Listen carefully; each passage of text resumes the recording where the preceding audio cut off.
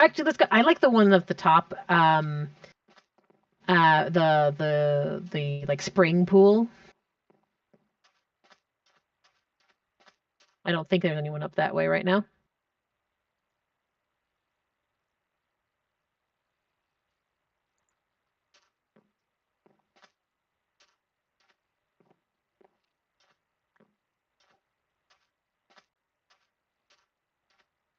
Let's see. Oh yeah, plentiful stock up here.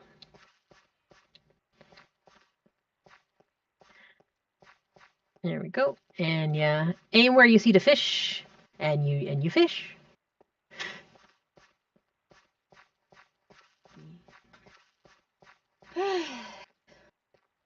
And I'm guessing, La, are you streaming now? Yeah. Awesome. I am live. You are live. She's alive. She's live. All three of us on this ain't gonna last long, but who cares? So how you guys been? I've been doing all right. Yeah. I mean, I've had better. Fell on my pride today. You fell on your pride? Yeah, I wounded my pride. Oh. I was taking a client out to their activity, and it was early, and he'd been fine going down the ramp at the front door. I didn't even think to look, and I did not make it. Oh no. I fell on my bum. Don't you hate that? It's just Yeah. I'm actually not as sore as I might have been afraid of, but oh, sorry. no, shifted position. The fishing spot changed on us.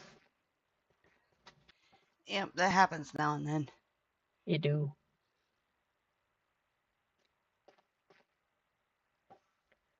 Seriously, the terraforming in this area is just lovely. Yeah. So, I wish it was a little bit more light. Well, it's just because it's nighttime. Yeah. The night is perfectly safe, so, not a big deal. But Give it time and the sun will rise. But wouldn't it be nice, like with like glowberries and in a kind of like a canopy kind of thing? Well, that's some of the other areas, because more areas will open up that you can fish at. So there's more fishing spots. Oh, a glimmering tide has started.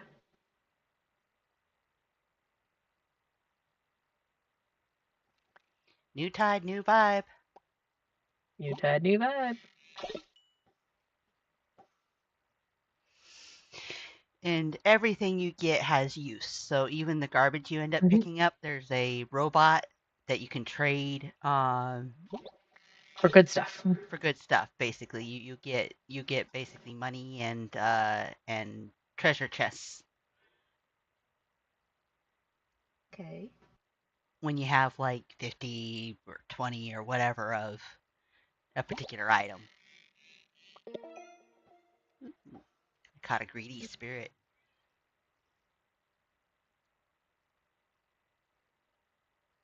Nice.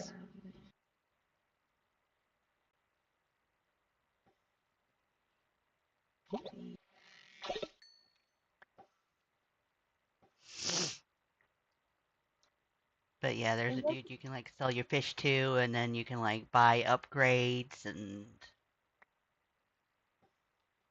all kinds of useful stuff to make the fishing better. And as in most fishing games, you're filling out the fish. When you catch a fish, you add it to your list, and you want to catch all the fish, and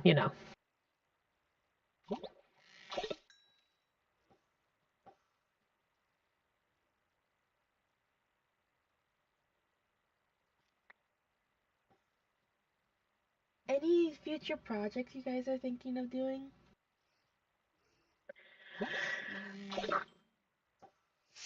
I mean, I know bit more specific. In the realm. In the realm? Yeah. At the moment, I've just been working on building farms and stuff that the group needs. I was thinking of building an iron farm next. Oh, that would be so helpful. It would. I'm going through iron like candy.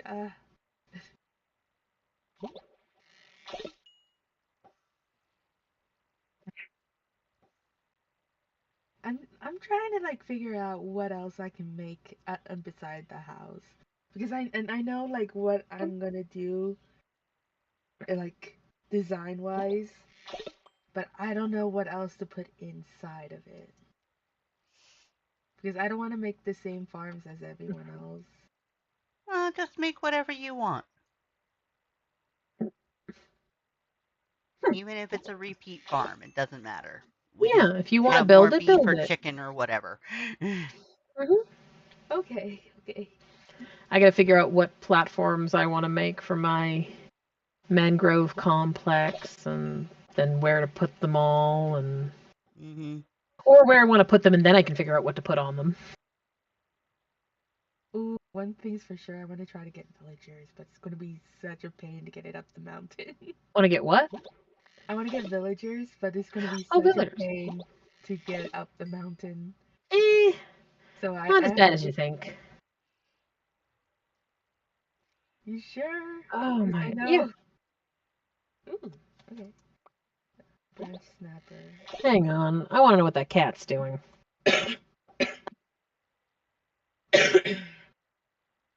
Yeah, you. Stop that.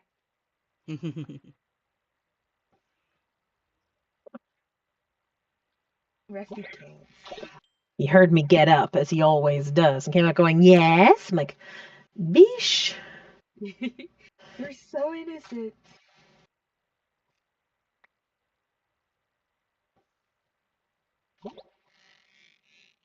We move to different fishing spots and stuff. Yep. There's some really nice ones down the other route. I started wandering all over this island last time I was here and found some really nice little fishing spots. I just like the one at the top, but the stuff at the bottom is at least as nice.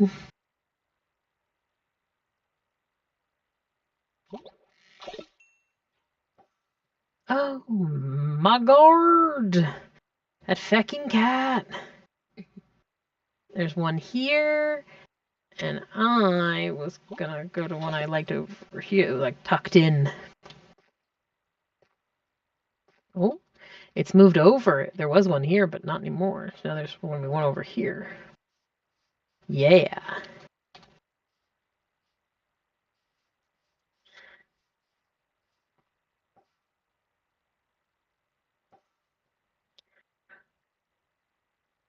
And then there, as you can see, there's some right across the way too.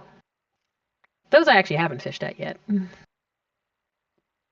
wanted to walk over there, but I kept getting distracted by the other ones I kept running across.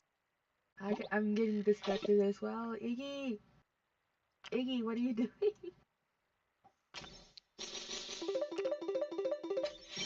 Trying to climb my window. Oh no.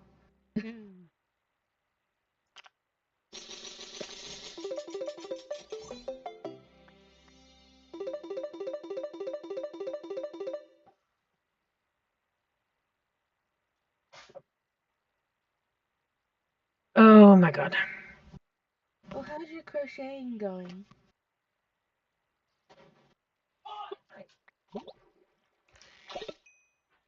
That's in trouble. Yep. I wish I could close the door to the kitchen, you dumbass.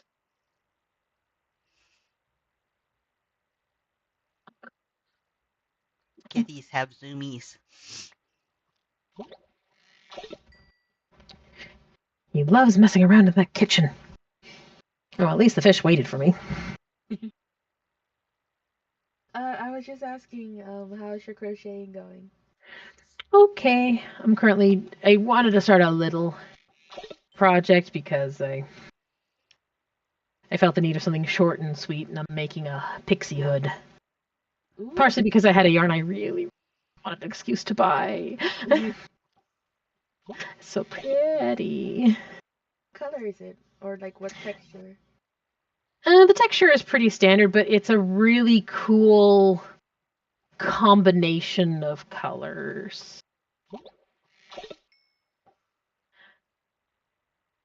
Like Uh, Or is Do it you? hard to describe? It's hard to describe. I'll just have to wait until I finish and take a picture of the finished product, and you'll see what I mean. It's got like cream and teal and like Ocean? pale lavender and like this really pale, almost maroony kind of color. Again, it's really hard to describe. But it's like ocean kind of colors or like No, the official name for the color from the manufacturer is opal for this color combination. oh, I okay. kind of see it. Okay. I can kind of see it, but I can't wait to see the photo of it. Oh yeah, no, of course you know I'll take a picture. In the meanwhile, I'm still stuck on like what project I want to do. Mm-hmm. This one's depleted, guys. I'm Yeah. Uh, actually gonna swim this time and try some of the ones over here. There's one for each of us over here. okay. In fact, there's more than one for each of us, but we can each take one. I'll take this one. Okay, I'll take this one. I'll take this one. Mm-hmm.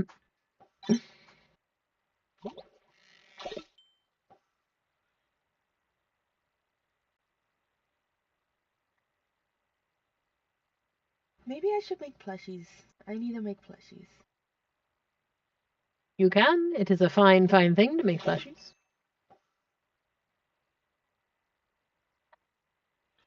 Probably like animal and people plushies. I feel like animals and people. Bingo. Bingo.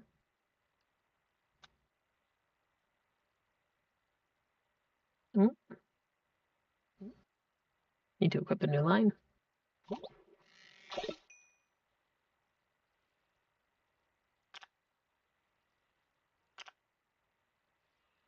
My line's still good. Ooh, mossy mackerel. Ooh. New fish, and it was epic. Yay, fishing level 7. I'm only getting rusty cans. My crown level's finally up. Woo woo. It may only be 2, but I'll do it.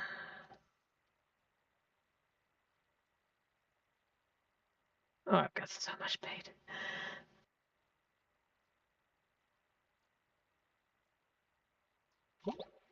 I still got plenty of space before I gotta go sell stuff.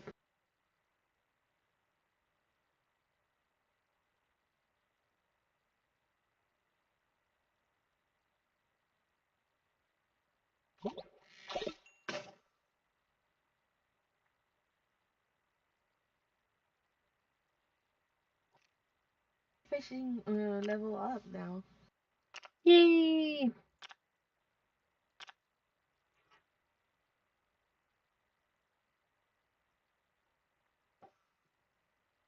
Yeah, make sure you go into your angler panel when you do level ups and stuff, and it pings you so that you can turn them in and actually get your buffs and stuff. Yeah, I was just doing that right now. Mm-hmm. I am frequently slow on the uptake of that kind of thing, so.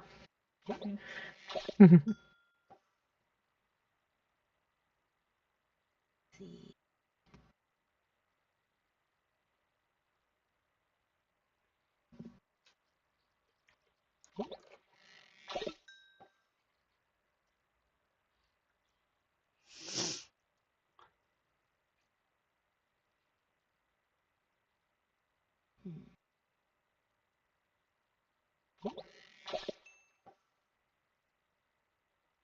Hey, Lot, have you done any like? Are you working on any projects right now, like the crocheting or the sewing for Um. spider? Well, I got my conlang for my novel almost complete, so I'm actually going to be starting work on that soon. Yep, Um, getting that writing I back on track. Yeah, I just need to get the start of the novel that I already have done on my other computer out of that computer, which is in the closet. So I got to get to that computer Oh, so I I can. hope it still works. Oh, it should still work. It's just in the closet. Past that, I actually the other day did a long-term thing that I've wanted to do for ages, and I finally Mm-hmm. just did. I got a tattoo. Hey, you gotta show me later. Yeah. What kind of tattoo did you get? I got well, basically it's a butterfly that is a cancer ribbon for the body, the main body of the butterfly, and the wings kind of look like M's, so that you got the whole of the ribbon being an O, so it spells out mom. Oh, that's awesome. She's been working on that design for a long time. Yeah, And so I took all my design sketches and stuff to the tattooist, and he played with the designs a bit as well, and came up with a really cool Really cool cool. design. So it's like a mix. It's a collab. Well, all tattoos are collabs, to be it's honest. true, one way or another. Unless you like are like I guess talented in art, or you want the same exact thing. Like like Mm, those tattoos where your kid is drawing something, and so they mm, just tattoo that drawing of their kids. yeah, yeah. No, it's like my first encounter with tattoos and stuff was back when I was like 12. My brother actually had me design a feather for him that he then had done on his arm to cover up um some scarring stuff. Cat, let's not start this. Um and he actually had it done exactly as I drawn it. Um, it, it's always nice that that tattoo artists are so talented to the point of like drawing exactly to your style or exactly how how it's supposed to be drawn. Well, a lot of them basically what they do is they make a transfer, Well, and they yeah, true.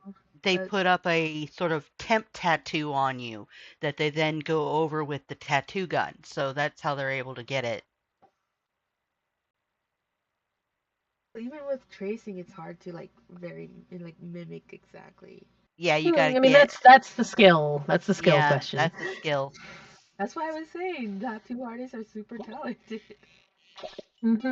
And as half of the reason why it's taken so long for Law to actually get the tattoo, she's needed to have both a tattoo artist she trusted and the money to do so at the same time. Never the twain have met until now. How much? May I ask how much it was? It came out to about 130. Okay, that's not bad. Yeah, No, Was it a big tattoo or a small one? it's not. It's kind of about hand size. Okay, that's really yeah. not bad. Hmm. It's certainly better than her original plan because way back when she first conceived it, she wanted to cross the whole back. Oh, The tattoo artist quite reasonably talked her down a bit.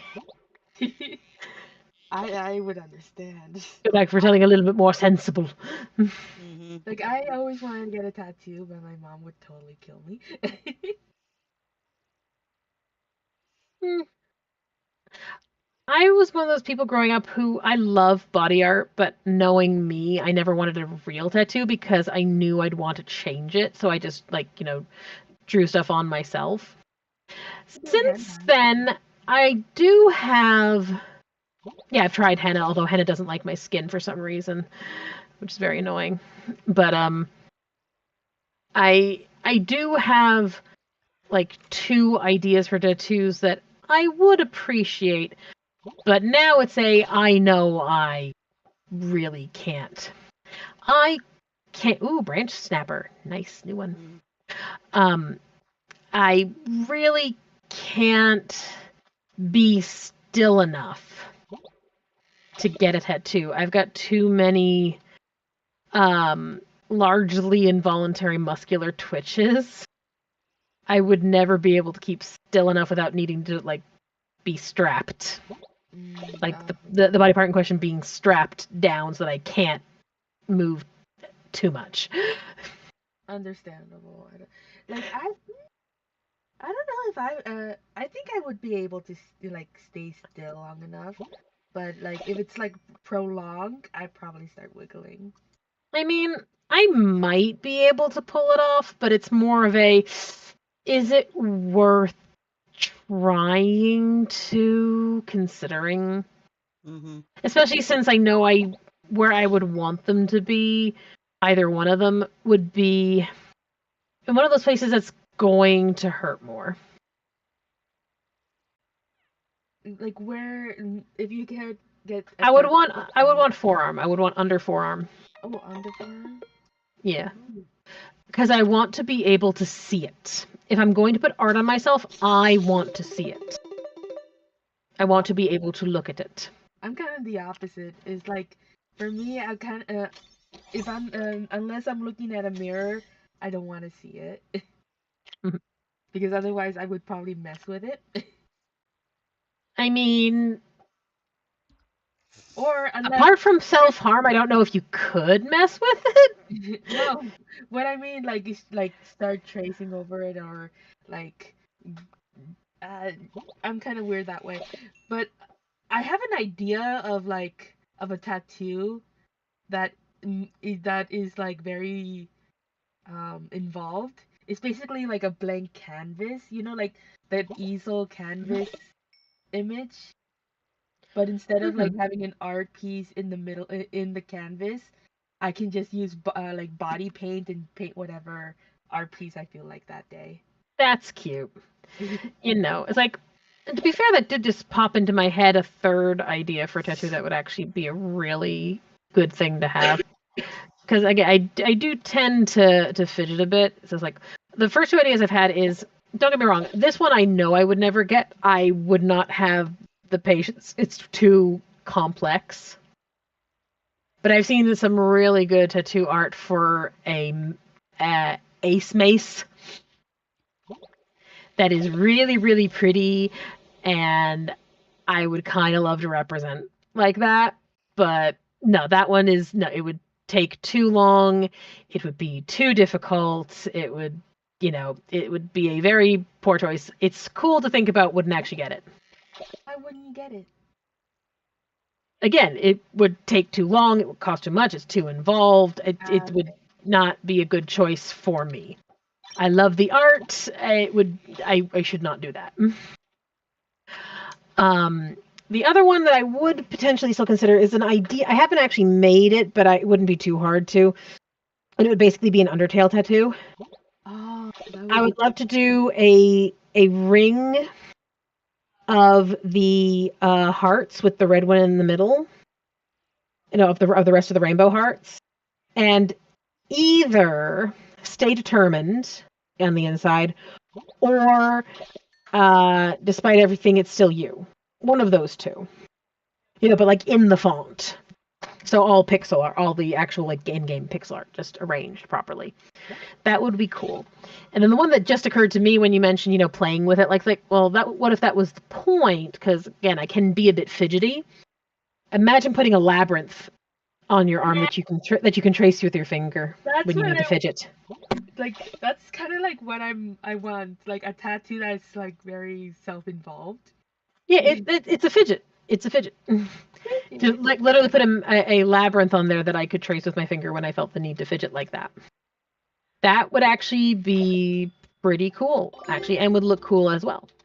So, okay, and that one would be a relatively simple enough design that I would feel confident trying that one as well. So, Like maybe if you do the maze thing, you would have at least like four exits. That way you can always like do different ones each time. Oh no, I would do it meditatively. I wouldn't do a maze. I'd do a labyrinth. Ah, okay. The meditation aid. Oop.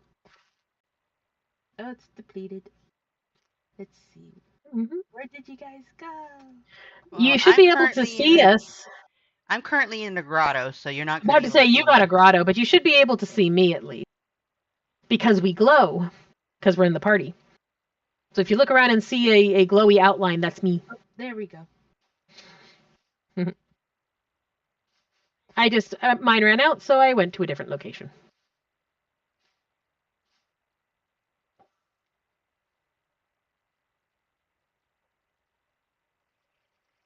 But yeah, I always been there's like at least 3 tattoos that I always wanted, but I'm like I don't know if I should or shouldn't get it. Is one is the like the canvas idea that I already said, Hmm. which would be totally awesome because I can change it every single time. It doesn't have to be like just an ordinary thing. The other idea would be, uh, and I know I can't get this because I would be fidgeting, kind of like your Ace Mace is a octopus. I like Oh, like a octopus. properly detailed octopus. Yeah, like the octopus has always been my basically spirit animal. It's like I love them so much. Um, and then the third one would be like I seen it in either Tumblr or Twitter, where it's like a paintbrush, but like you put um when you put in like smear paint down with a paintbrush, Hmm. that paint smear is a galaxy or like a location or like an That is ocean, neat. right? And I would love to have like my favorite place, which is like the ocean in it. Mm. Like there's like this beach in Mexico that like my family always go to. So I would love to have a picture of that. Yeah, that'd be nice. Yeah. But I'm more into like maybe I can like combine the octopus and the canvas together. Have the Make it look octopus like holding the canvas. yeah, holding the canvas and or like holding the paintbrush as well. Like I love that idea. And I wouldn't even know where to put it. I think I would put it on my arm because that's just the easiest place to like paint on. Hmm. Hmm. Yeah, the arm is the most common area, and it's not too bad. He told me it's not too bad for getting tattooed, pain Hmm. wise. Fair Just enough.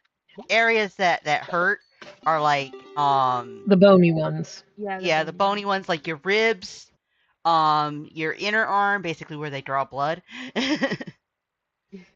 is literally Sadly, one of the worst spots. yeah, the under lower arm. Yeah, Calf, right? that's where I'd want them though. Not the back of the lower arm, the underside of the lower. I mean, not near the elbow, but still. I have to think about it, man. It's just once I have money for it, I would totally do it behind like my mom's back. She would never know until I show it to her. But I think she would like it, like once she sees what I'm gonna do. Hmm. I forgot. How do you tell when you have access to a grotto? It happened and I don't remember. Well, it'll tell you that you have access to it.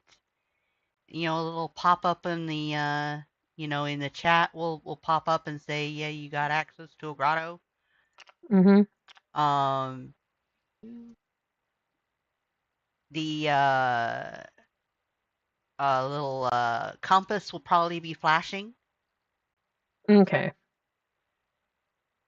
Because you use the compass to get there, right? Yeah. Yeah.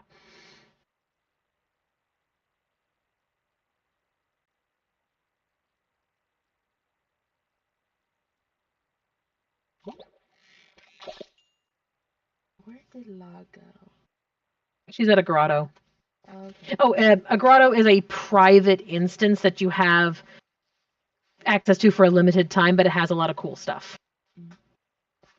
So she'll be kicked back here after she's used up her grotto time. Or more grotto fishing. Mm-hmm. It's not time based, it's number of times you successfully catch things. Basically. Yeah.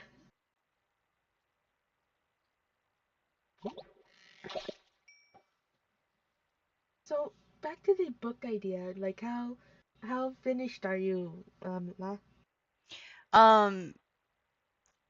Not even. I got my plot laid out, and I just got my language just about done for my aliens.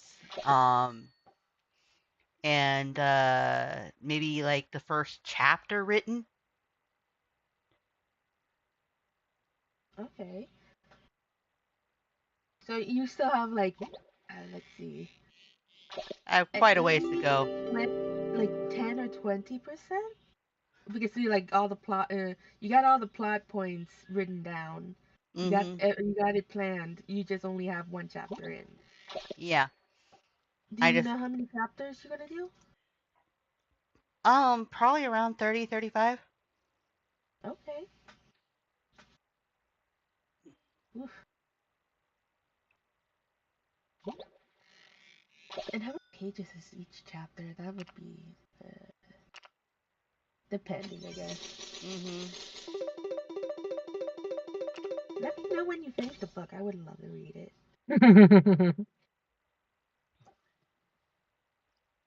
Yeah, it should be sometime next Tuesday. I wouldn't be surprised. She's pretty fast. Ain't that fast. It's like, come on. So what's the plot about, if I may ask? um, Or not yet, later? I'd probably do that one a little bit later, not on stream. Perfect. Okay, I'll ask later. Mm-hmm.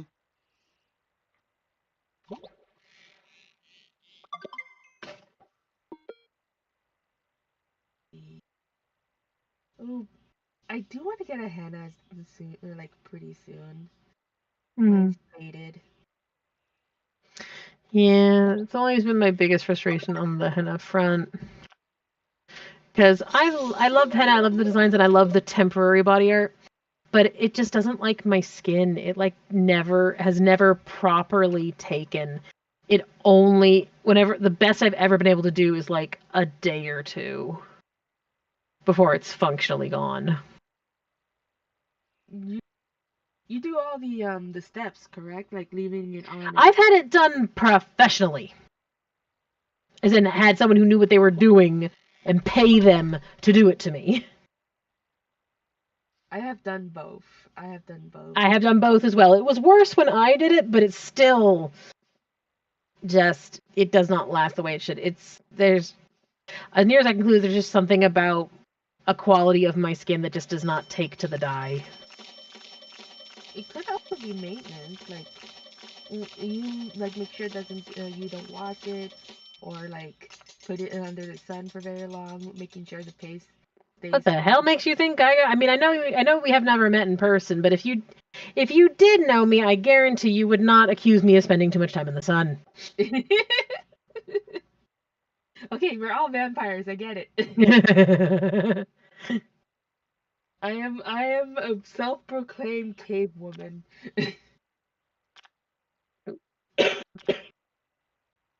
Even though I am a cave woman, I somehow got sick. So ha.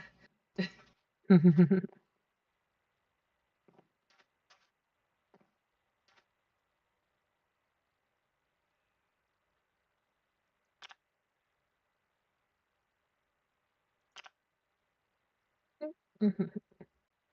Let's see. Actually, how's my infinite bag? I can go a little longer before I gotta empty my infinite bag.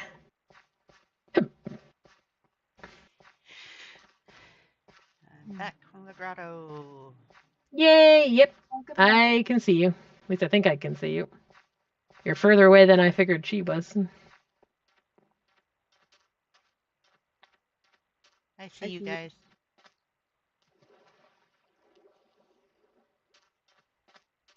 Yep, there you is.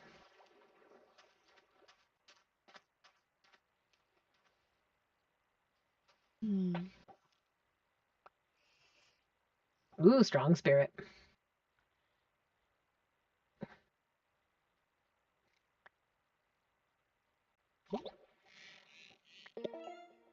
Ooh, Laga spirit.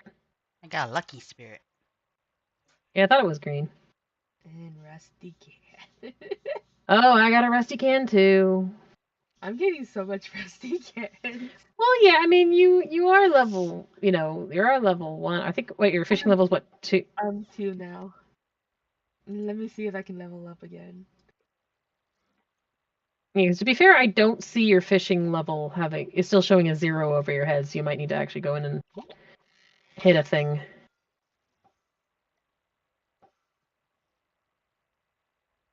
But no, it'll happen slow. I figure by the end of this tide, at minimum, I'm gonna go and empty out my bag. Da, da, da, da.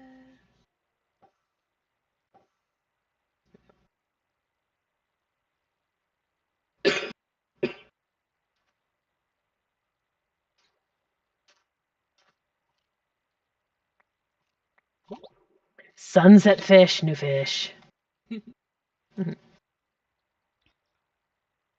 A legendary fish. Ooh, Let's see, lucky. I still need to catch a stone salmon, a stone carp, a fairy goldfish, a foxfish, Hey, a I just caught a tarnished fairy goldfish, a goldfish. mossy mullet, a tilapia, and a dorado. And then that's all the fish in this zone. Quite a bit. Well, I'm about halfway through the list, I should think. About what it feels like. Have you guys ever been fishing in real life? Nope. Yes. Did you catch a lot? Yeah, I used to catch quite a bit. She eat them too. Yep. That's the best part. I was not a Especially catch like and release person. Nope. I was a catch and nom nom nom nom nom. I was literally about to say the same thing, hun. Our singular brain cells working hard tonight.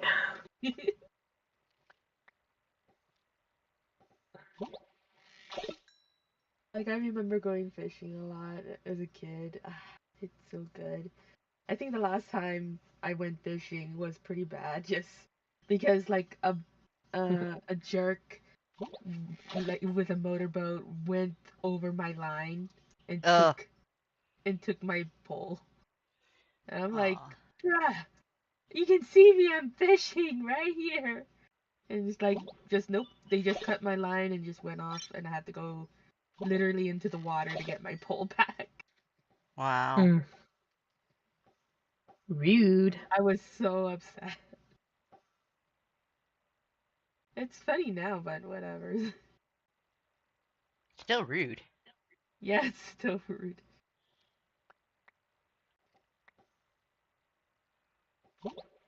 Go fishing one again someday, just so I have a better memory. Hmm. Mhm.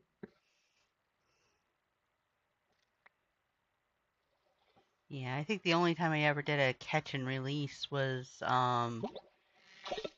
I was fishing at a a camp, one of those summer camps. My 5th grade year, and the because of the way things were and stuff, they couldn't let us kids gut and clean our own fish, so it had to be done by one of the teachers. And the way the teacher was doing it, I didn't approve of. So when I caught a fish, I literally just took the hook out, put it back in the water. Oh, Because I was just like, nope. Having none of that. was it like did they not debone it or like take out the guts correctly?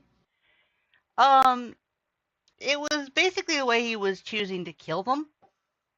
Okay, yeah, You yeah, know, they did it mainly. yeah. I just believe in doing it really quick and whatnot and stuff and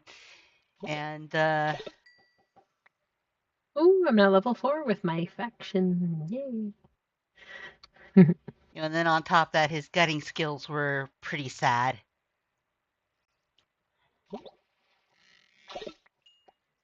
Oh, cat. Ooh, greedy spirit. All right. What? How about any other like water adventures you guys done? Hmm. Water adventures?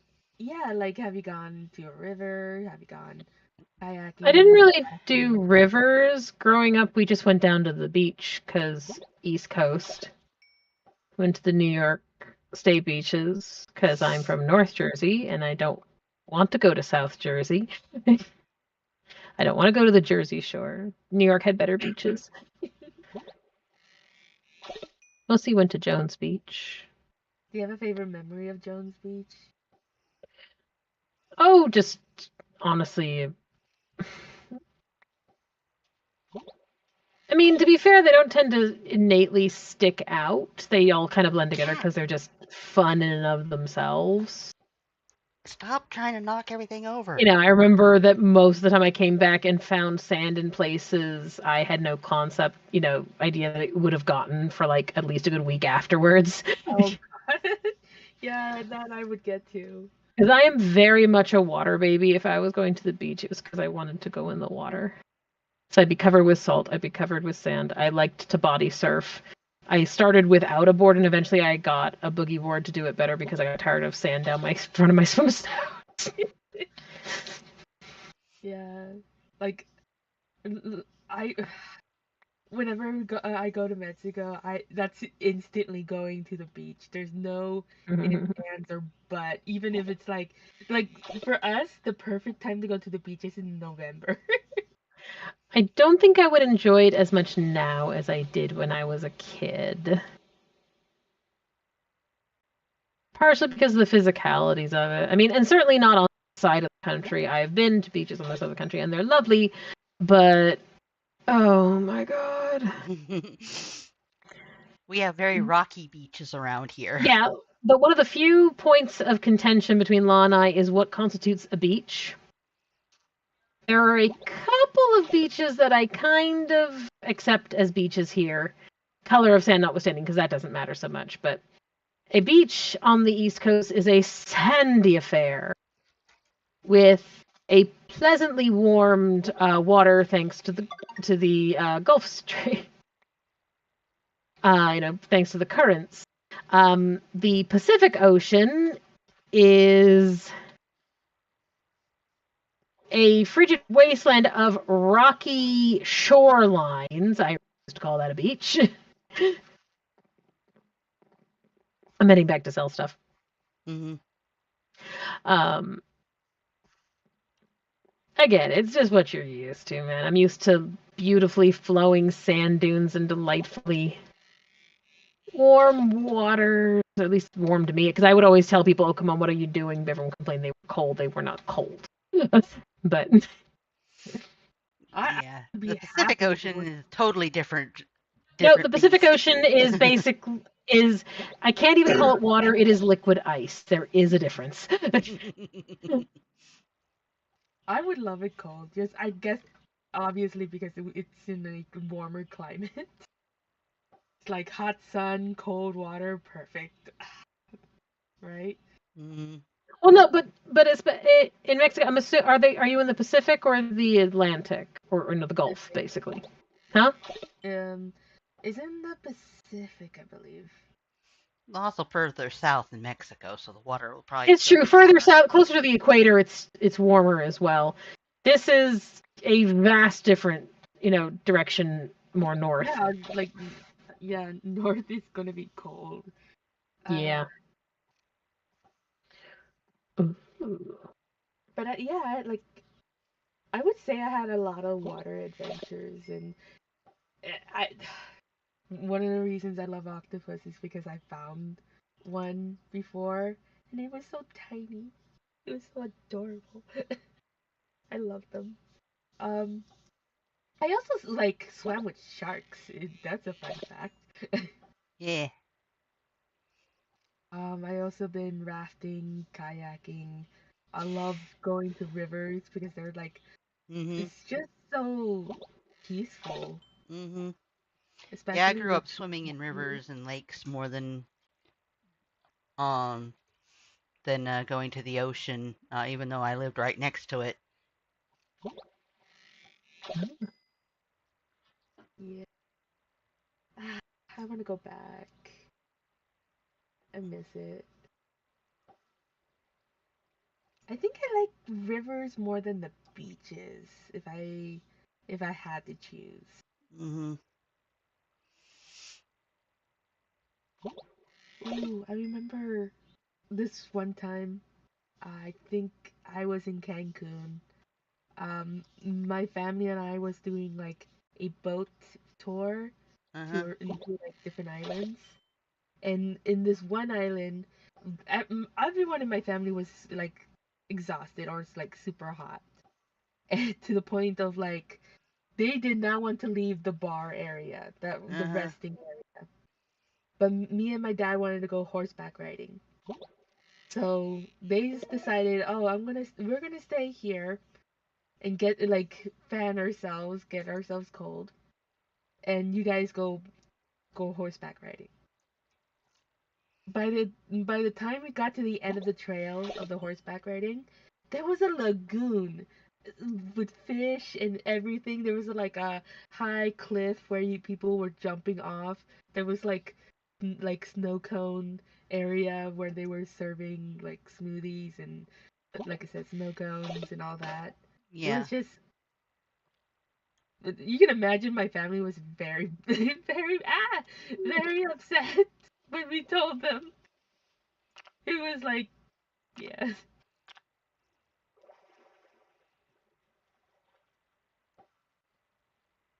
like my favorite memory with my dad. Mhm. Hmm.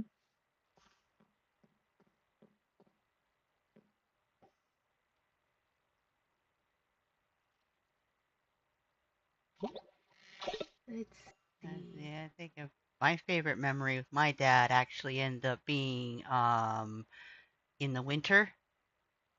My dad worked construction, so just a second here, I gotta get rid of the cat. Oh no, Hod. Get off.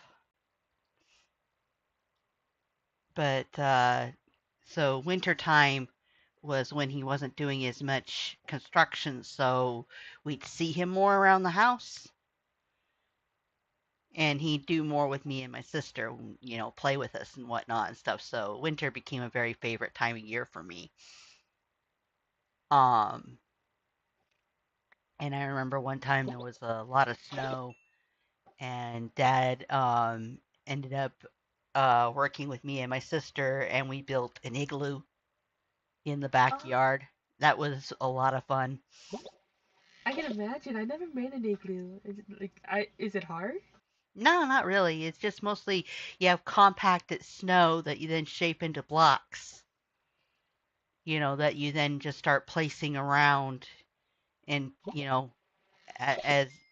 as you go. And the hardest part is basically doing the dome, but it's not too bad. Like You do got stuff inside the igloo? cat. No, you are not going on my desk.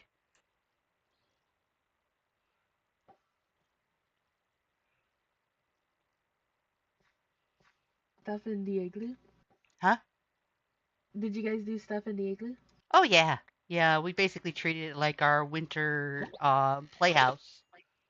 Mhm. But that's so awesome. Like, I rarely get to go see snow. I think the few times I did was in like up up north, like Tahoe area. Yeah. Hey Spider, what about you? What's your favorite memory of like of a parent? I mean, I was kind of reflecting on that as you guys were talking. I don't tend to have like event memories. I more just have conglomerative memories, broadly speaking, anyway. I mean, I remember, bits and pieces from various family vacations, but a lot of stuff that we would do every year was, I guess some people would call it repetitive. I mean, Mhm. I like the routine. I like having the things that we like doing. So it's more vibe based. Then what did you The do like the every music. year? What? Then what was the thing that you did every year? We did lots of stuff. I mean, we were always going to a variety of museums for various purposes and parks and zoos and gardens. We went on several like location based vacations, like like targeted vacations as opposed to meandering ones. Once I got old enough, we would go into a uh, a play festival every year up in Canada. Oh, is Canada lovely? I mean, I can't say I've seen much of it, but what I have seen of it is nice. I mean, it's to be perfectly fair, it's not significantly different to where I grew up. It was just the festival was an annual thing at Niagara, so that's where we'd go. And honestly, it's the same as the northwest of the U.S. That southern border of Ontario is very much northeast America. It's not exactly far away. It's all the same. It's a slightly higher latitude, and that's about it. It's not like when we would go out to California or Arizona or go in the other direction. We took a couple of trips to Europe, that kind of stuff. We would play in the backyard. I did most of my playing by myself, but I'm an only child to older parents, which is valid, and I had no problem keeping myself entertained. But we would still go out, we'd still go out and play some things like I love croquet. We'd go out and play croquet because we had a yard big enough to do that, and and play board games outside. And every Sunday, because it was a give the people who cook a break night, we would order pizza from our favorite pizza place, and we would pull out the floor cushions and sit in the playroom where the TV was, and we'd pick out a movie, and we'd watch a movie while we pizza.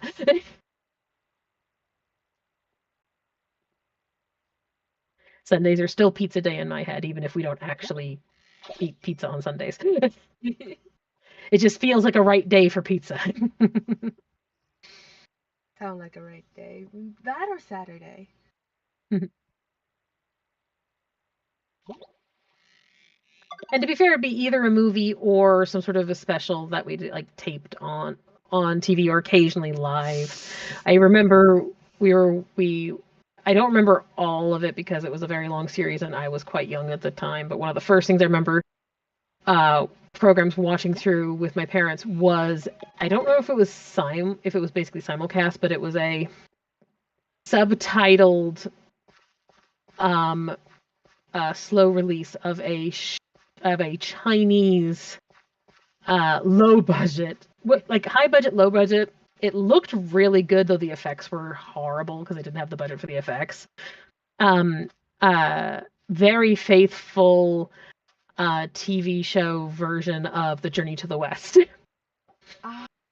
And we would watch it. It must have been close to simulcast because it was coming out. I know the show came out in like '86. I don't know if we were watching '86, but honestly, within a year or two of that, it tracks with about how old I probably was. So it might have been like a year or two later for the subtitles, maybe, but yeah, and it was getting drip fed out the way TV shows did, and we would settle down and watch the new episode. every week. Type that would watch a lot of Cat. older media, like older than you. I mean.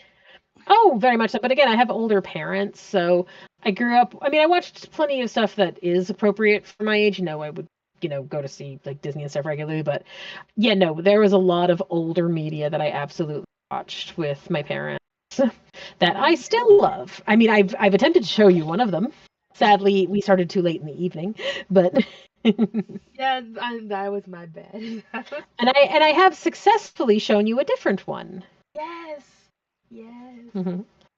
Uh, like I remember as a kid, like since my mom was the type um, that was like Spanish, only Spanish at home, all the English you want outside. Meaning like on the streets at school, I can speak all the English I want, but inside the house, I have to respond in Spanish. And one of the ways my mom would try to enforce the Spanish only thing would be watching TV shows or movies in Spanish. Mm-hmm. And I would watch like 1960s, um, like, uh, like the Adam Family or the Monsters, um, or like a little bit. I think one episode of Doctor Who. I don't remember, but I rem- I remember watching a lot of black and white movies and shows, and same with Disney. I can't watch Disney that's not in Spanish anymore. I'm like, no. It just sounds so natural, I guess, to me now because I watched it so many times. But I guess I have to thank my mom because now I'm very much like I can speak Spanish and English. Yeah, Lamentfully, it wasn't even an option. We were just not a bilingual home, and it was not for lack of love of it, but oh my god, I just caught a refined, glimmering spirit. Holy moly! Ooh, Nice. nice. And what about you, La? Do you speak another language, or you No, strictly not fluently. I speak a little smattering of several languages. ooh, like what? I know a little Japanese. I know a little bit of Spanish. I understand more Spanish than I can speak. Um, I know a little bit of German, some French, though I'm absolutely horrible at it. I kind of like. I think French is one of the hardest ones to get into, just because there's like this one letter that you will have to like kind of sounds like gagging. Mm, I can't describe how it like or something like that. Like I can't Uh, do it. okay. Yeah, there's or no, it's a little more gravelly, I guess. It's that hard might to have just been the explain. person who was talking to you. Might have Maybe, just been their accent. maybe. Yeah, it's not for like annoying. I love language. I love all languages. I have made attempts to pick up languages over my life, and my brain refuses to accept the vocabulary. I can follow grammatical rules pretty well and retain a lot of those and sentence structure and stuff. I'm generally pretty good with pronunciations because I'm generally good at mimicking the sounds that I'm hearing, broadly speaking. So my pronunciation is usually okay, but my brain refuses to retain the new vocabulary words. It's a never-ending source of frustration for me. I want to be a polyglot. I want to be a polyglot so bad. I have tried for years, and I don't think it's going to happen at this point. what little bit I've picked up has just been, through other people, movies, TV shows. Very much the same. Like right now, I'm learning Portuguese, but since Portuguese is so close to Spanish, I'm like, Mhm. it's kind of cheating. But it's also very strange in a way of Yeah, the no, not the grammar, some of the vocabulary yeah. is completely like no. Ovo is not. It's Hmm. huevo or something like that. Yeah, no, it is definitely a downside of learning a similar language, especially as like a soon. Like if you're going to learn a similar language, probably get some more different ones under your belt so that your brain can properly, you know, connect. I'm also trying to like start off Italian as well. Mm. I mean, I don't blame myself so much for not fully picking up Spanish because I learned all my Spanish learning, or at least 90% of it, happened in school. And I'm sorry, American schools are not very good at teaching fluency in their languages. No, So I took a lot of Spanish, and I've retained, certainly by comparison of how long I studied it, virtually none of it. And I never reached a conversational point. I'm at the exact same level with the 2 semesters in college that I took of Japanese, and that one I took because I wanted to. one of I these have days. occasionally attempted to pick up a bit of Welsh because it's gorgeous. I have attempted to pick up a bit of German. I even briefly looked at attempting to pick up some Arabic, but I did not get significantly further than trying to pick up the alphabet stuff, which is relevant. You know, it's like the first thing I had to do with Japanese was learn how to read it. If you ever like, is it ever interested in learning Spanish, like It's in true. If we ever wanted to give Spanish another shot, we could have someone we can actively talk it with, which does help, as I understand it. Hmm. conversationally, it's You just always have to like put up with my absolutely atrocious pronunciation of just about everything because my deaf ass can't hear Yeah, certain sounds. yeah. Law's at a disadvantage in that regard. trust me, my pronunciation is just as horrible in both English and Spanish.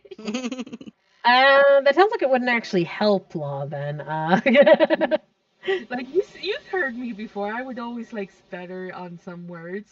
I'm the same way in Spanish. Well, at least I can teach you some slang. Slang is good. It's always good to Yeah, know the curse words. it's very important to know the curse words. Ooh, ooh! I've got a grotto. Yay. I'm off. I go. Okay. Oh, here's one since we're like literally next to Wait, how do water. I? And here's a slang that's it's like aguas. Nope, that is Aguas. not what I meant to do. What's Yeah, it mean? literally aguas. There. Literally Okay, aguas I'm in the means grotto. water, but in slang it means like watch out or whoa or like something's going like say you're falling off a cliff, you would say aguas. Ah! Yeah. To be fair, if I was falling off a cliff, I'd probably just go, ah.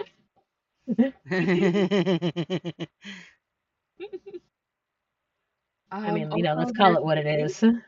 there's way, which means like dude. Like andale way, vámonos. Like come on dude, let's go.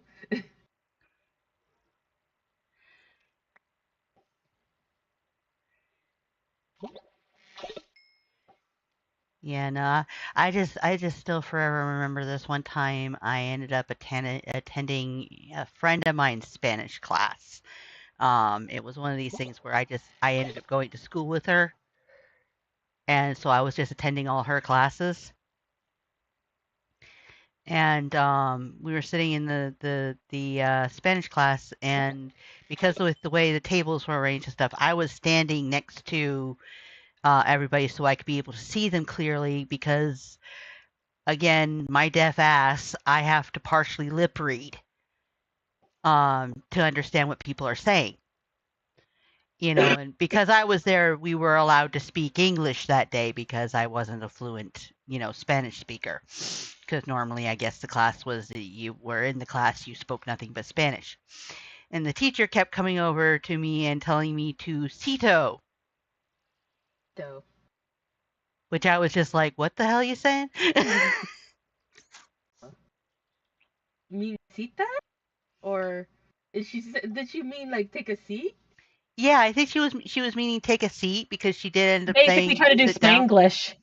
Yeah. Not Spanglish. Because I'm going like, if you just told me to take a seat, I'd actually understand what you were saying. It's This like was one of That the is few one of the few times ones that, I remember. Siéntate, por favor. yes, yeah. that's Spanish. Cita is like, what the hell is that? Cita is Spanglish. Siéntate. No, Spanglish is like mixing both Spanish and English. Like, ándale, let's go. Vamos a estar tarde. We're gonna have to go and get in line and like I that's always learned Spanglish. Spanglish as that attempt is that boggy bass. As that attempt to, like the as like the like just adding like o and ah to the end of English words to vaguely sound like you might conceivably be speaking Spanish. I think I know what you mean. Like for example, estás, blah, estacionamiento is parking, but we just say parquear. Yeah, that'd be closer to at least my understanding That's of English. Spanglish. Parco el carro, that kind of thing. It's parquear, parquear. Let's see. What's another Spanglish word? I mean, because some of that is just shifting slang. I know German has stuff like that where they'll take like other words like English words and stuff and not sunken knife jaw, nice. But not use them in the way the English word would be used, but use them as a slang term for elsewhere. One of the ones I was aware, I don't know if they're still using it in Germany, but I know that at least for a while, Handy is what you call a cell phone, or at least what would be called a cell phone. Mein Handy. Makes sense. Like It does, but if you speak English, you're like, what the hell?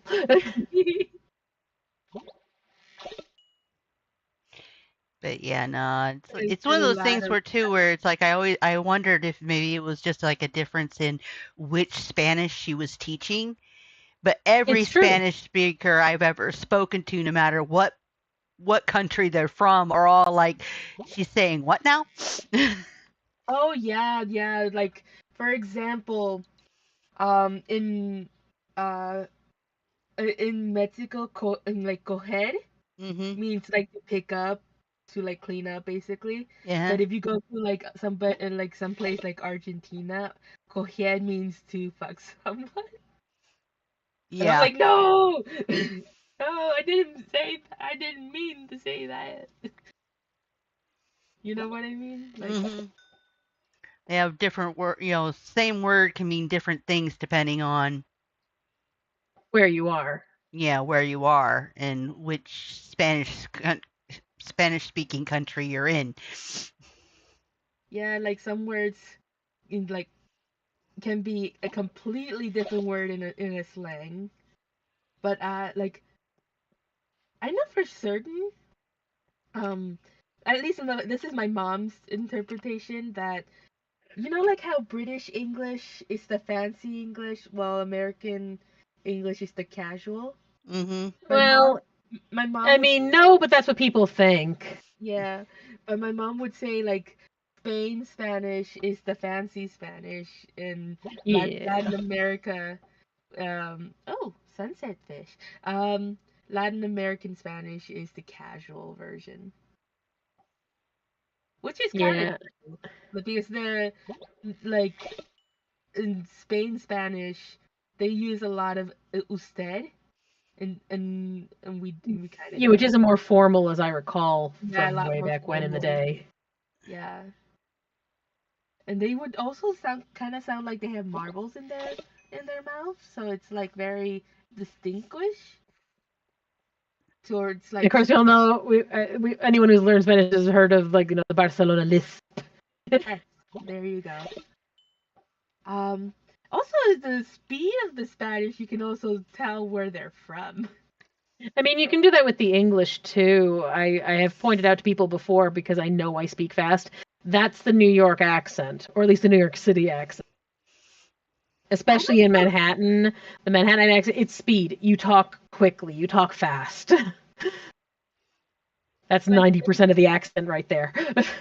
I think, at least in English or like American English, there's the accent is the defining difference, not so much the speed. No, that's what I mean. The speed is the accent in New York City.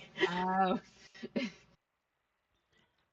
That is the single most distinguishing feature of, especially in Manhattan specifically, because there's 5 different accents in New York City accents. There's 5 different. So It's like depending on like which area you are. depending on which borough you hail from. Yeah, because there's I'm not the from Bronx. any of them. Yeah, there's There's Manhattan, Bronx, Brooklyn.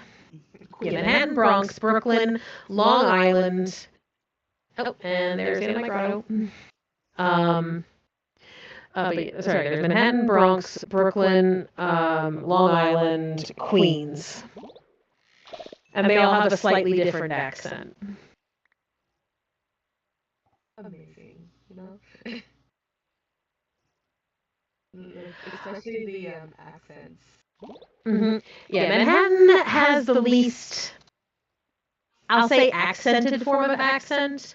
Like, if you've heard of Brooklyn or a Bronx, it's what most people will think of if they think you're stereotypical New Yorker. You know, the classic, hey, I'm walking here. That's Brooklyn. That's a Brooklyn accent you got right there. That's Brooklyn.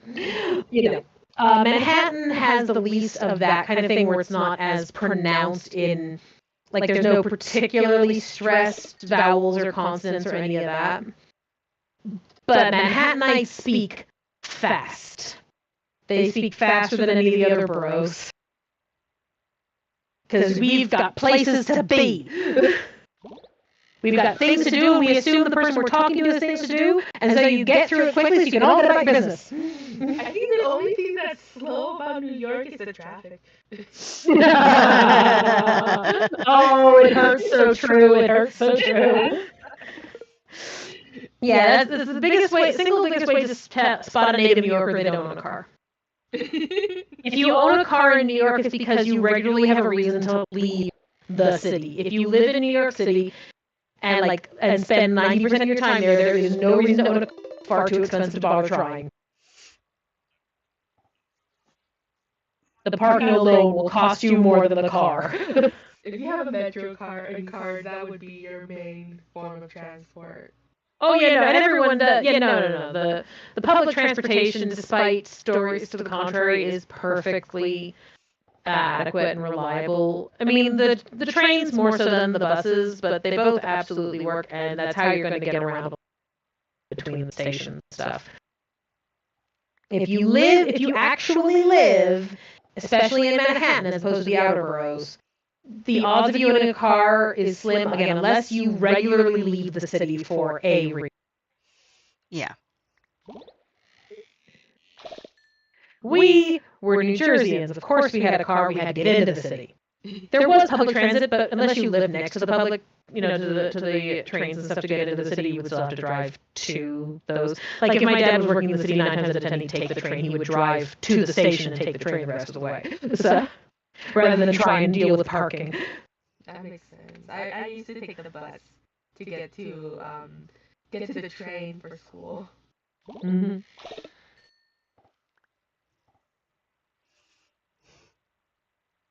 We drive into the city when we would do the museum, but we'd also be going, well, especially if we were working in the museum, because we'd be going in so early in the morning, we would have a decent chance of finding an acceptable parking space, and then we would have breakfast in the city before heading over and to start our shift.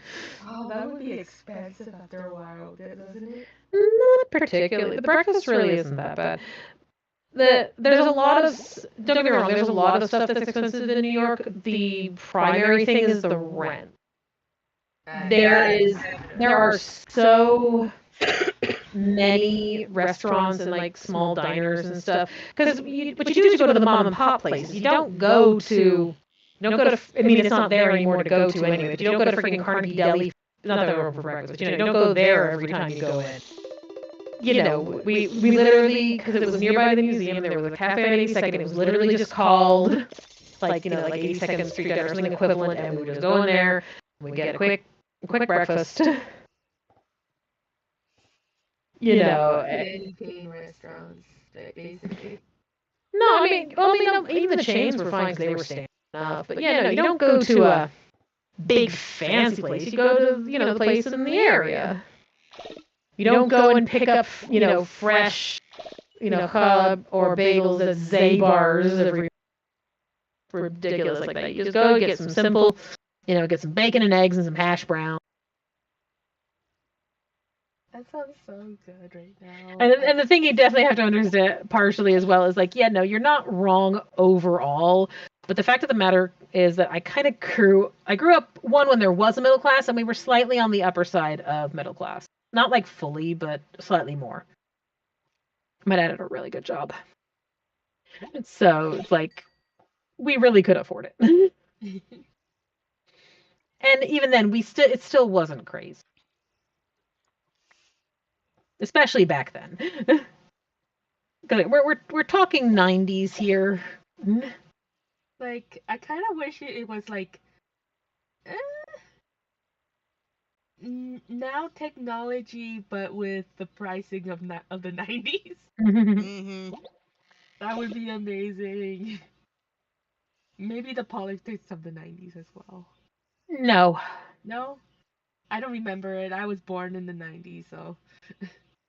I was too young for most of it, but I know enough by repute. And the fact of the matter is, politics always, don't get me wrong, we're at a currently particularly nasty example of that, but politics has never been good. Politics always sucks. It doesn't matter what kind of politics or where it is or when it is. Woohoo, fishing level 9. They all suck. We started before you. What do you mean? It just all sucks. Politics sucks. Oh, the politics. Sorry, I thought you were commenting on my saying I leveled up. Oh no! I said politics just sucks. Period. Across all time and space. It should be banned. Can we make it illegal? Anarchy. Law's an anarchist, so. Mm-hmm. There we go. Despite one of my friends who would constantly argue that I couldn't be an anarchist because there'd only have to be one anarchist. That there could only be one. And I'm like, this isn't the Sith, sweetie. Mm-hmm.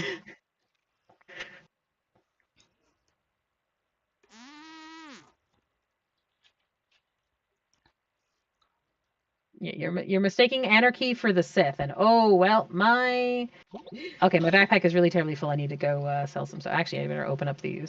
Well, no, I'll go sell stuff and then I'll open up the chests.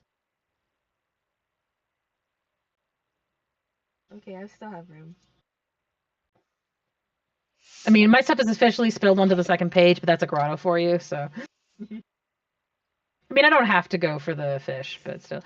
Ooh, I actually want to turn in all these pearls I got in the grotto so I can finally get the second pearl so I can get that upgrade. Okay, here's another random question. Mm-hmm. If you could bring back one fashion item from whatever time, what would it be? Almost all of them are going to come back eventually. True. But what would you want now? Oh, a decent pair of jeans that actually fit. Yeah, I want to get my Lane Bryant jeans back when they were still good. I know, right? Oh my god. I had jeans that lasted for the better part of a decade. Yeah. I gave up on wearing jeans years ago because I couldn't find any decent ones. The Liam Bryan pants actually had pockets. Yeah. They decent pockets. And they fit, and they were durable, and they had like this wonderful little waistband where it like keeps everything flat and not bunch up. Mm-hmm. It was so good. And now they just like they don't fit, and they're like too tight in places, and it's like they don't even try. and the pants themselves just wear out in 6 months. And for way too much money, no less. I'm not gonna pay $60 for a pair of pants that ain't gonna last me 10 years. Mm-hmm. Yeah. I don't know about you guys, but I thrift everything that I own, except for like particular stuff, like obviously, like undies and all that. But Mm-hmm. like, do you guys do thrift shopping, or you guys go like Eh, directly to like? I mean, to be fair, we don't do a lot of clothes shopping abroad. The problem with thrifting is that you have to find stuff in our size, which is Difficult. I know. difficult. Yeah, that's why I go to particular thrift shops that are like I know they would have my size. Like there's this one place that we call the boutique because it's like it's still a thrift shop, but it's like it has all the great stuff in it and everything fits me. And I'm like, "Yes! Finally! This is my shop. I'm going to be so sad if it gets taken away from me." But at the same time, even if there's a store that well a thrift shop that doesn't have particularly my size, I am lucky and grateful enough that I know how to sew, so Mm-hmm. I can make it my size and make it like whatever style like fits me. It's like, yeah, I can sew, but my knees and stuff don't really let me, and we don't really have our sewing machine set up in a really good spot for me to be able to do a lot of clothes altering, or I would be. Like, what's your level of sewing? Um, Like just a little above beginner. above beginner. Like, what is the most complicated project you ever sewn? I've done some clothing from. Yeah, there was a most complicated thing I ever did was I literally drafted my own pattern and sewed a surcoat and chemise. That's pretty good. That's a Yeah, little bit above average, like above beginner. as I said, I'm just a little above beginner. I know the basics of drafting and I can do some of that and stuff, but I don't know how to like, use a mannequin or or any of that stuff for, how to drape.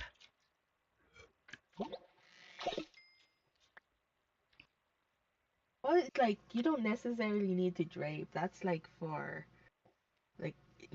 really really creative projects that Mhm. are more complicated than necessary. Trust me, I have a mannequin. I drape. It's a lot more like free form than the pattern making. I am very much more technical when it comes to that. Let's see. Ooh, here's one. If you could bring back one gadget from any time period, what would it be?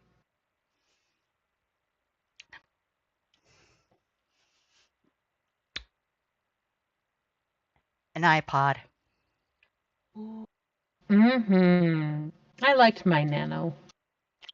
I remember having an iPod. Like I designed it in a way that it made it look like a necklace, so I could wear it in class and nobody would notice.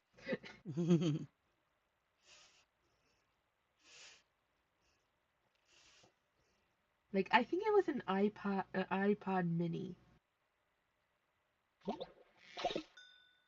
the one that's like a clip. Mm-hmm. Could have been the shuffle. I think the shuffle was the one with the clip. It could have been the shuffle. I can't remember. It's been so long. Like I am old enough that my first iPod was the OG iPod, and it was technically a hand-me-down from Dad. But The one with the screen. Mm-hmm. well, I mean, it was the screen and the scroll wheel, and it was like almost a tactile scroll wheel. Ooh, have you two? I'm pretty sure you guys had it. Had a Walkman. Oh yeah. Oh yeah, I had both the cassette version and the CD version eventually. I had the cassette version. I remember having that in school, before I had Yep. the iPod. Yep. Mm-hmm. No, I had the cassette, and then eventually I moved on to the CD, and then came the pod. The pod. It's so much It was so much convenient. I still have my iPod actually. I don't know if it still works, but I still have it. It's my like in my little emergency. If my phone dies, everything dies, and I need music right away. That's my go-to. Mm-hmm. I still have some CDs in the car. Nothing near like what I used to have CD wise, but what you gonna do? See, like just picking out songs from YouTube and putting it on my YouTube playlist. Yeah. Yeah. Yeah, That YouTube is, is basically my go-to at this point. I do make some playlists or I just bounce around stuff. yeah, because like It varies based on my mood. yeah, Most of my playlists are characters playlists. I have at least one or two that are playlists that are not. Like I've got one that's like specifically for when I don't do it often, but I still occasionally go when I go to the gym. We'll go and do the work on the elliptical. So I've got a playlist for when I'm on the elliptical, and I have a playlist of just like purely instrumental music when I'm not in the lyrics and just want vibes. And pretty much, and just about every other playlist is a character's personal playlist. and by character you mean like Characters. Yeah, like D&D characters. You okay, know. got it. Yeah. Yeah, I do playlists according to my stories. So each of Mm-hmm. my story will end up with its own playlist that I'll listen to while I'm writing, and it helps me remember where I was at. Honestly, I do like 4-part music playlists. So it would be like 2004 2000 the oldest I have is 2018 part 1, 2, 3, and 4. Mm-hmm. And I can just like go back and it's like, oh yeah, all the music that I picked out were either very happy or depressing or very like intricate or vibes only. I can like go back and just feel like I'm back in that time period. Mm-hmm. Let me see. Let me just take a quick look here of the playlists I made. I've got my instrumental. I do have one other one that isn't. Well, I know. Technically, I have two more that. No, I've got more than I think because I have a couple of utility ones. Like I have one with a couple of like that I can label health. It's got like some workout stuff on it. Not like music, but like actual videos instructing. I also have a Christmas playlist specifically. Oh, I have a playlist of crochet patterns that I have found that make and I also have one for some Minecraft projects that make me go ooh. So I've got a couple utility ones, but I do have the instrumental. I do have all of the ghost choir ones, from Louis Zhang. oh yeah, I know I've which. got all those put together for when I'm in the mood for that. I've got a playlist for one of my I got a playlist for one of my NPCs from my FCS game. I've got another one for I've got a playlist here for a character who I've imported to multiple settings. Not one that you've met, but I still have. There's the elliptical ones. I do I have have a playlist for one of my old D&D characters named Ebony. I've got one for the other one that we told you about, the sister of Eric's character named Catherine. And then I've got a couple of playlists that are literal albums, like just an actual album. A lot of playlists. I would not be Yeah. able to keep up. You know, I've got a fair few ones here that are just literal albums. I do have like a playlist that is literally background music. So that's like the one thing I can sleep to. Yeah, growing up, I had to play music to sleep. Oh, I've leveled up with the axolotls again. Nice. But I grew out of that after I moved out of my parents' house, because then I started sharing a bedroom with somebody else, and because growing up I just had a room to myself. I'm an only child.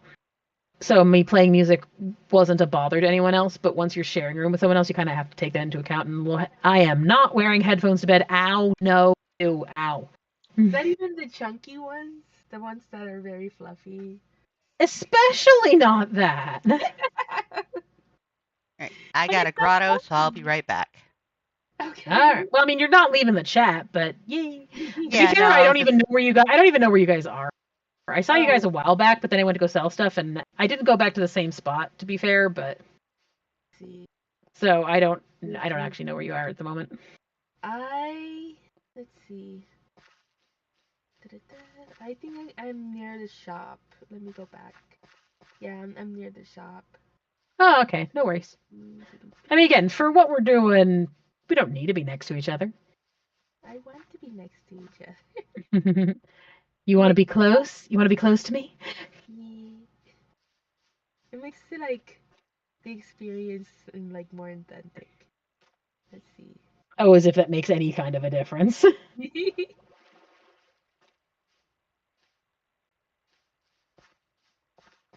Oh, there you are. Yep, I can see you now. You were not near the shops. Isn't the shop That is about as far away from the shops as you could get. Isn't the shops like around the corner over there? Or A little ways, yeah. There you go, see? Yes, but you were over there. I was the direction. I knew where I was going. Well, as long as you know where you're going and how to get there. As opposed to, where are we going and why are we in this handbasket? Or is that too old a phrase these days? Repeat it again? Where are we going and why are we in this handbasket? I think it's either too American or too old. Probably too old. Because there's an old phrase of going to hell in a handbasket. That one I do know. That one. Yeah, so that is the, where are we going and why are we in this handbasket?